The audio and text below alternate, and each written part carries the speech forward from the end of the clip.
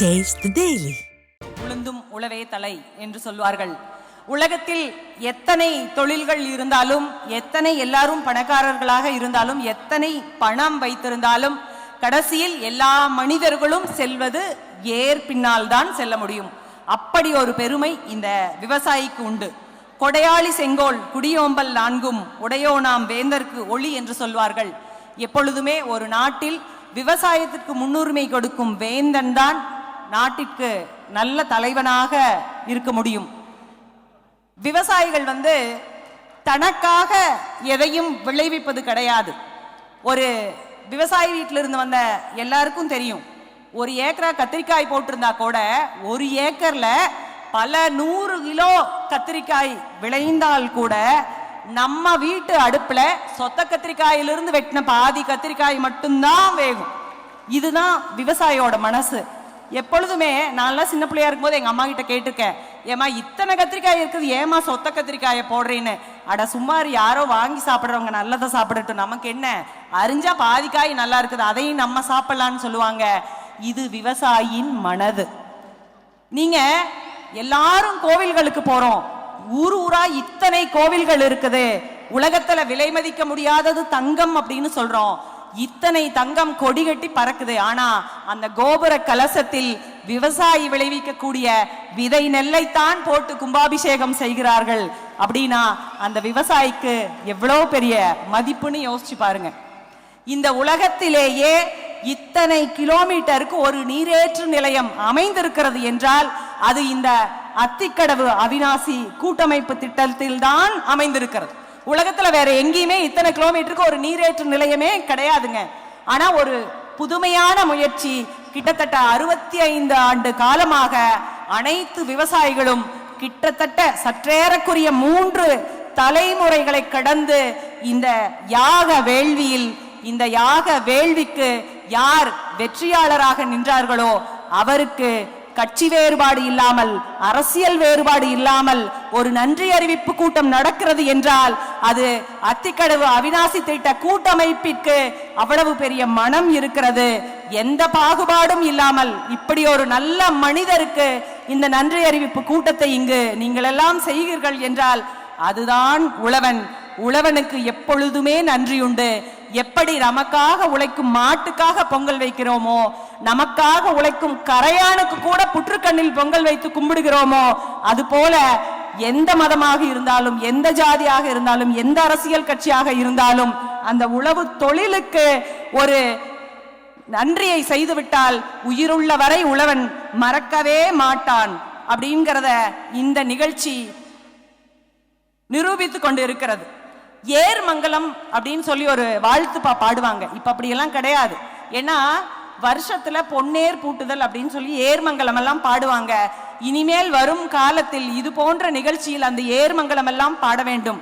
இந்த கும்மியெல்லாம் காணாம போயிருந்தது, வள்ளி கும்மி, பவளக்கொடி கும்மி, இதெல்லாம் காணாம போயிருந்தது. அதையெல்லாம் மீட்டு எடுத்து கொண்டு வந்ததை போல நம்ம பகுதியிலையும் தென்பகுதியிலெல்லாம் பொன்னேர் பூட்டுதல் உண்டு. நம்ம பகுதியிலையும் பொன்னேர் பூட்டி பெரியவர்கள் எல்லாம் அந்த ஏர்மங்கல வாழ்த்தை இது போன்ற நிகழ்ச்சியில் பாட வேண்டும் என்பது ஒரு ஆசை. உயிர் விதைப்பவன் கடவுள் என்றால் உயிர் வாழ விதை விதைப்பவனும் கடவுள்தான். அவன்தான் விவசாயி. விவசாயியும் கடவுளாக போற்றும் ஒரு நாள் வரும். ஏனென்றால் அப்பெல்லாம் சாப்பிட்றதுக்கு ஒண்ணுமே இருக்காது. தஞ்சாவூர் பகுதியில் காவிரி பாயும் பகுதிகள் எல்லாம் நெல்லாக விளைந்தால் கூட நமது பகுதியில் கம்பு, சோளம், ராகி, உளுந்து, திணை, காய்கறிகள் என்று அத்தனை விளைவித்தோம். உலகம் மீண்டும் திரும்பி பார்க்கிறது. சிறுதானியம் சாப்பிட்டா உடம்புக்கு நல்லது, எல்லாம் சிறுதானியம் சாப்பிடுங்க அப்படின்னு சொல்லிட்டு இந்த கொங்கு பகுதி சிறுதானியம் விளைவித்து பெயர் போன பகுதி. ஒரு ராகி கருதை உதுத்துனா ஒரு குழந்தைக்கு பசியாற்றினால் தாய் ஒரு காலத்தில் வீட்டுல சோறாக்குறதுக்கு நேரம் ஆயிடுச்சுன்னா நல்லா மினுங்கி கிடக்கிற ராகி கருதை உதுத்துட்டு ஒரு வடசட்டியில போட்டு வறுத்து இந்தாமா சாப்பிடுனா குழந்தைக்கு வயிறு நிறைஞ்சு போயிடும்.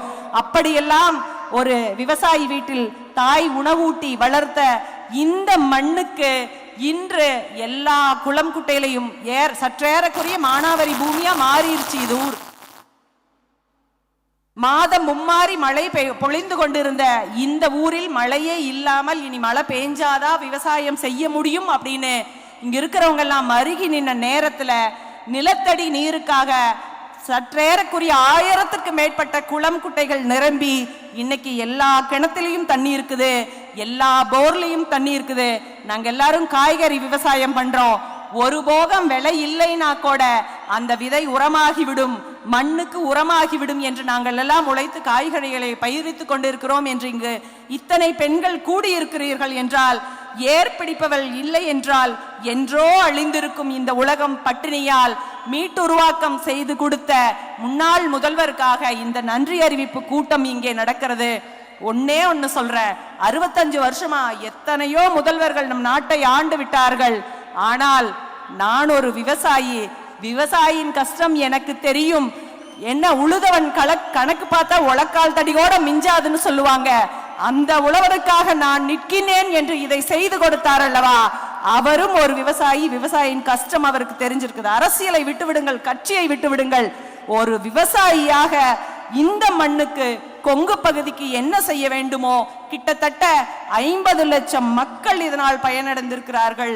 50 லட்சம் விவசாயிகள் வாழ்க்கையில் நல்ல மாற்றம் வந்திருக்கிறது. இதை தாண்டி இந்த 50 லட்சம் பேர் பயனடைந்திருக்காங்கன்னா இவங்கனால எத்தனை பேர் சாப்பிடுவாங்கன்னு யோசிச்சு பாருங்க. அப்பொழுது இந்த முன்னாள் முதல்வரது கை அன்னமிட்ட கை என்றுதான் சொல்ல வேண்டும். அப்படி ஒரு நல்ல மாற்றத்தை கொடுத்திருக்கும் அவருக்காக இந்த பாராட்டு விழா, இந்த நன்றி அறிவிப்பு விழாவை அத்திக்கடவு அவிநாசி திட்ட கூட்டமைப்பு நடத்துகிறது. கொங்கு செழித்தால் எங்கும் செழிக்கும் என்பது முதுமொழி. அத்திக்கடவு அவிநாசி திட்டம் கொடுத்து செழிக்க வைத்த வள்ளலே வருக என்று இருக்கரம் கூப்பி அவரை வரவேற்போம். அரசியல் கடந்து மனமாச்சரியங்களை கடந்து இந்த அருமையான திட்டத்தை நமக்கெல்லாம் கொடுத்திருக்கும் அந்த மாமனிதனை, மகத்தான மனிதனை ஒரு விவசாயியாக வரவேற்போம். எப்பொழுதுமே முதல்வரை பார்க்க வேண்டுமானால் நிறைய பேரோட ரெக்கமெண்டேஷன் வேணும். எனக்கு தெரிஞ்சு யார் ஒரு ரெக்கமெண்டேஷனும் இல்லாமல் நாமெல்லாம் சாதாரண மக்கள் போய் பார்த்த முதல்வர் என்றால் ஐயா எடப்பாடியார் மட்டும்தான் என்று சொல்ல வேண்டும். பசுமை வழி சாலையில் போய் நின்றாலே அவர் வீட்டில் போய் எல்லாரையும் பார்த்து விடலாம். அப்படி ஒரு நிலைமை இருந்தது. இதுவரையும் இல்லை, இனிமேலும் இல்லை. ஒரே ஒரு முதல்வர் ஈஸியா போய் பார்த்து பேசக்கூடிய முதல்வர் அவராகத்தான் இருந்திருப்பார். அப்படி ஒரு முதல்வர் இந்த திட்டத்தை நமக்கு இவ்வளவு அழகாக செய்து கொடுத்திருக்கிறார்.